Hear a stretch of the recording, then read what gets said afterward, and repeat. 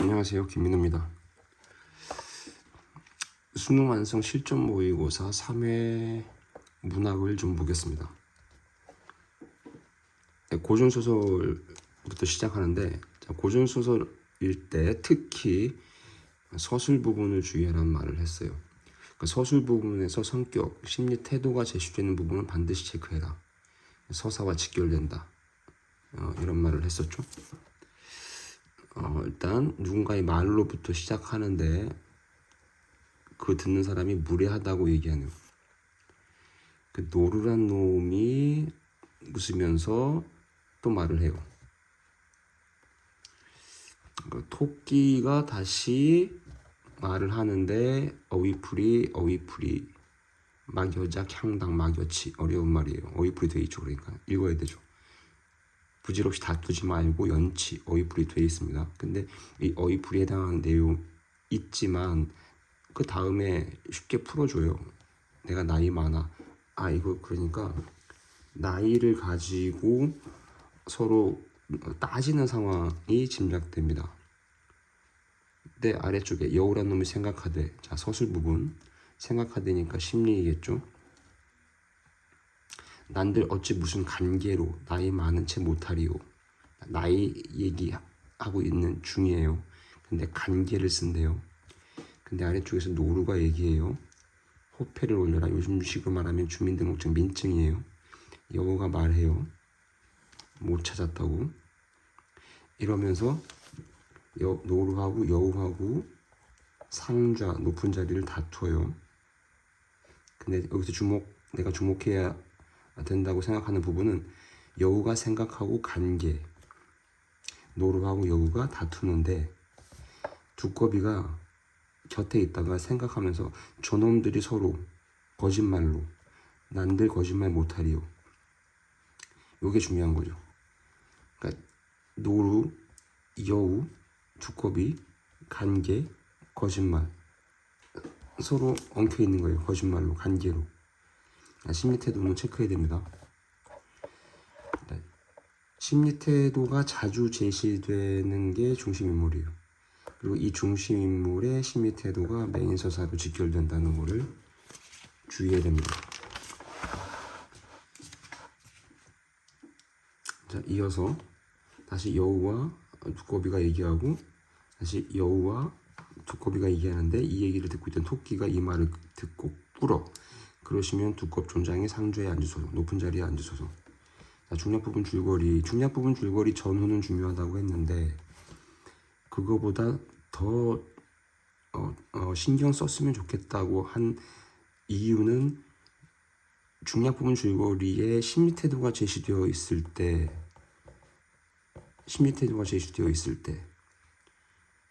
주의하라고 한 거죠. 자, 분노한 여우, 빡쳤어.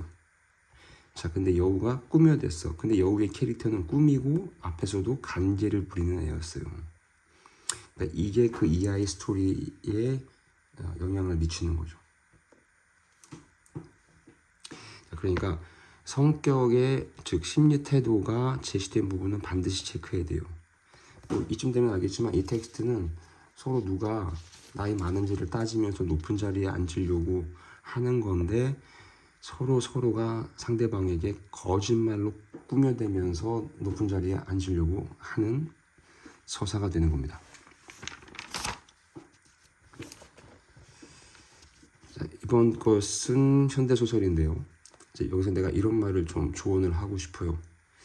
내가 하는 말입니다. 김민호가. 생각을 잘못하면 천년의 세월에 갇힌다. 자, 소설을 인물사건 배경이라고만 계속 말해버릇하면 텍스트 작품 전체를 놓쳐요. 그러니까 서술자 시점의 판단 준비를 하면서 텍스트의 메인 서사가 어떻게 진행되는지를 보는 연습을 했으면 좋겠습니다.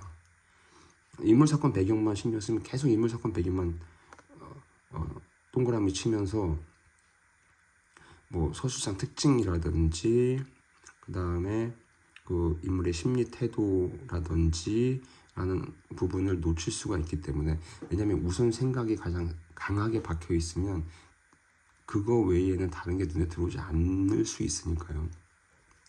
자, 앞부분 줄거리를 보세요. 이재신이라는 캐릭터가 가난하대요. 그러던 중 아내 양춘자가 이웃인 여반장과 함께 밀주를 만들어 팔고자. 근데 밀주는 술을 말하는 건데 몰래 만드는 술을 말하는 거예요. 자, 야간 순시 중에 순경하면서 대화가 쭉 진행돼요.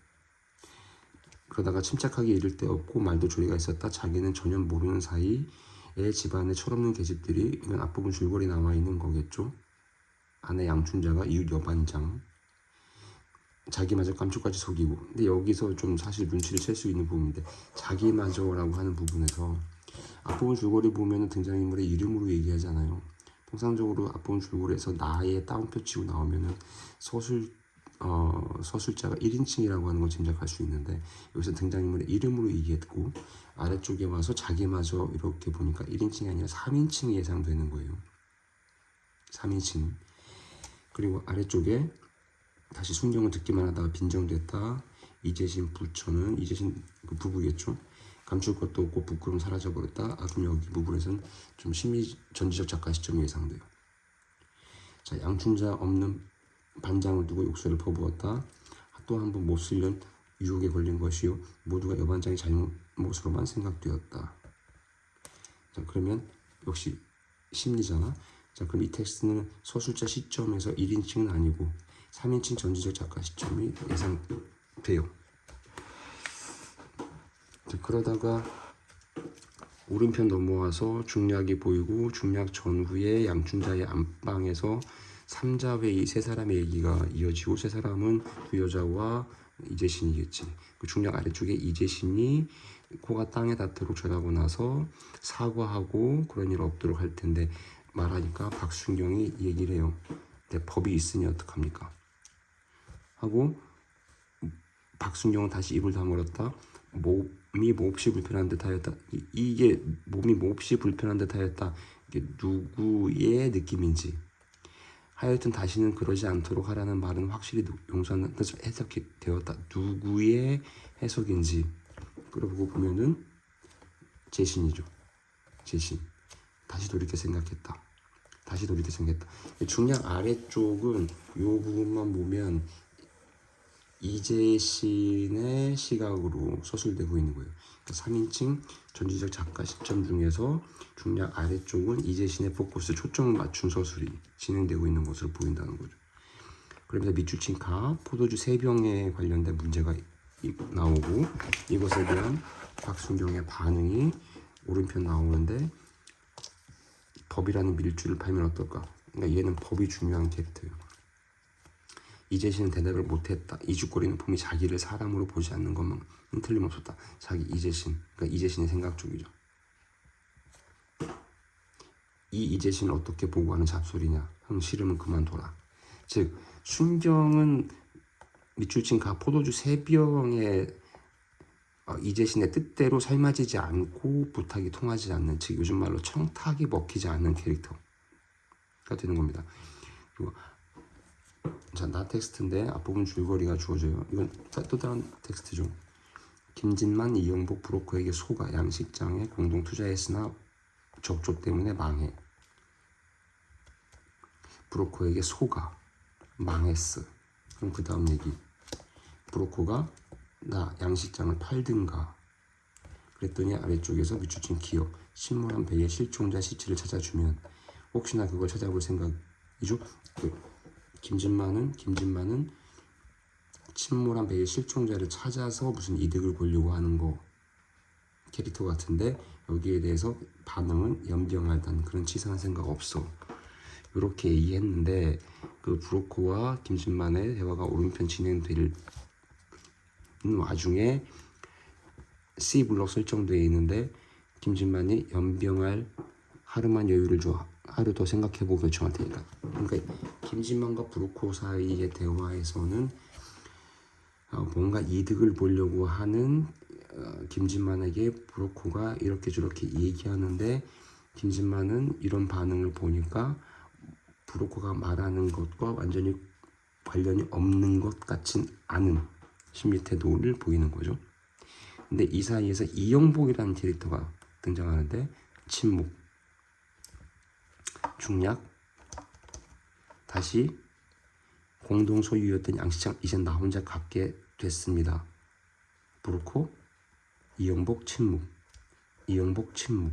그러니까 여기서 짐작이 가능해요. 즉 일단은 양식장 문제는 앞부분 줄거리에서 관련성이 있는 거로 신경 써야 되는 부분이고, 브로코와 중략 이전에서 김진만이 나왔던 것은 침몰한 배의 실종자 시체와 관련해서 무슨 이득을 취하려고 하는 대화가 오고 갔었는데 거기에서 김진만은 좀 머뭇거리고, 이용복은 그러한 브로코의 대응에 침묵으로 반응하죠. 그러니까 즉 브로코와 김진만 대화에서 침묵하는 내용이 지시문에 나와 있어요. 이어지는 반응, 즉 심리 태도가 이 텍스트가 어필하려고 하는 내용과 긴밀한 것으로 예측할 수 있습니다. 다시 블록 설정되어 있는데 역시 이영복, 지시문, 침묵. 시국과 시나리오일 경우에 심리 태도가 제시되는 지시문 쪽에는 반드시 주의를 기울이라고 했습니다. 그리고 뒷블록 아래쪽의 서사는 이영복, 내가 팔면 산 사람은 나처럼 실컷 고생만 하고 잔뜩 손해만 볼 겁니다. 그걸 알면서 양식장 팔 수는 없죠. 브로코 역시 양식장으로 이익을 보려고 하는 애인데 이런 이영복의 말에 별 희한한 생각. 그리고 이 블록 거쳐서 마지막 부분 이영복의 말, 난 정상이에요. 이 세상에 그 어떤 모르는 사람이 괴로우면 나도 괴로워야 당연하고. 그러니까 이영복은 브로코와 완전 다르고 김진만과도 또 다른 심리 태도를 보이는 캐릭터가 됩니다. 시인데요. 시에서는 상수, 변수 신경 쓰라고 했죠. 상수, 시적 화자, 시적 대상, 정선 항상 있다. 변수, 근데 처지 상황이 중요하다. 처지 상황은 시적 화자의 처지 상황에 집중할 때도 있고 시적 대상의 처지 상황에 집중할 때도 있다. 움직인다. 신경 써라. 그리고 시어 식구는 암기하는 거 아니다. 파지티브, 긍정, 네거티브, 부정, 판단의 기준은 지향성이다 라고 하는 말을 했었어요. 자, 가텍스트 눈은 살아있다, 눈은 살아있다, 눈은 살아있다 1연에서 반복되고 있는 식구입니다. 참고로 체크할게요. 자, 반복이 있어야 변주가 있어요. 반복되고 나서 떨어진 추가되고 마당 위에가 또 추가돼요. 이걸 변주라고 불러요. 이러면 시행 식구가 이렇게 길어지는 거죠. 확장되는 겁니다. 자, 이 텍스트에 더 중요한 거는 기침을 하자. 죽음을 잊어버린 영혼과 육체를 위하여 마음껏 뱉자라고 하는 지향성을 제시하고 있는 거예요. 지향성이 있다 하면 긍정이에요. 시어 식구는 암기하면 안 됩니다. 마지막 연에 마음껏 뱉자라고 했어. 지향성이야. 그럼 뭘 고인 가슴에 가래. 이거는 네거티브가 되는 거죠. 자, 나 텍스트에서 블록 설정되어 있는데 폭설이 나와. 폭설이라고 해서 불편하고 안 좋다라고 하면 안 되죠. 왜? 시적인 화자가 만나고 싶다라고 지향성을 보이고 있거든. 만나고 싶다. 기꺼이 묶였으면 한계령 한계. 오, 눈부신 고립. 고립 나쁜 게 아니에요. 얘는 눈부시다고 말하고 있고 운명이 묶였으면이라고 바라고 있어요. 지향성을 드러내요. 그리고 C블럭에서도 또 재미있죠. 풍요와 현실은 두려움의 색채, 공포. 일단 풍요는 좋은 것 같지만 시적인 화자는 공포라고 표현하고 있어요. 절대 좋다는 느낌으로 하면 안 됩니다. 풍요는 공포. 여기선 파지티브가 아니에요. 헬리콥터, 나는 결코 손을 흔들지 않으리. 시적인 화자가 원하는 게 아니에요. 헬리콥터는. 오른편에서도 젊은 심장을 향해 헬리콥터들이 자비롭게 라는 구절이 있지만 얘는 헬리콥터에게 결코 옷자락을 보이지 않으리라고 말하고 있어요. 그리고 시적인 화자가 지향하는 건 마지막 기꺼이 묶여.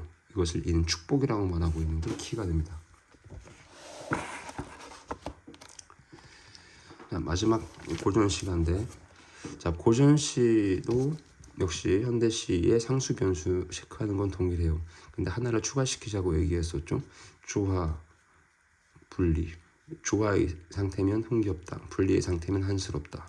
즉 조화면 파지티브 긍정이다. 분리면 네거티브다. 자, 조화는 뭐냐? 시적인 화자가 원하는 상태에 놓여 있는 거다. 분리는 뭐냐? 시적인 화자가 원하지 않는 상태에 놓여 있는 거다. 조화냐, 분리냐, 흥이냐, 한이냐가 텍스트에 나와 있으면 일단 51%는 되는 거죠. 시적인 화자의 정서 체크가. 결론적으로 1수, 2수, 3수 쭉 제시되어 있는데 구고가예요. 구고가. 뭐 그럼 1수를 제외하고 나머지 9수가 있다는 얘기가 될 텐데 3수에 보면 이 곡은 어디며 화음도 좋으시고 이렇게 나와 있어요. 그러면 예상되는 거죠. 이건 좋아해요. 텍스트 전체적으로 시적인 화자는 흥겨움을 제시하고 있을 거라는 걸 그 이하의 내용을 예측할 수 있다는 거죠. 그러고 보니까 쭉 내려와서 7수 부분에 옥경이 여기다 라고 해놨는데 옥경은 어이풀이가 돼 있어요. 옥황상제가 산다고 하는 장소. 옥황상제가 있는 것처럼 좋다가 되겠죠. 그리고 마지막 못내 즐겨 하느라 이렇게 나오네요. 그럼 이거 텍스트는 게임 끝난 거예요. 조화롭고 시적인 화자의 처지 상황은 지금 흥겨운 상태가 되는 겁니다. 어이풀이 나와 있으면 반드시 읽어야 됩니다. 오케이, 여기까지 하겠습니다.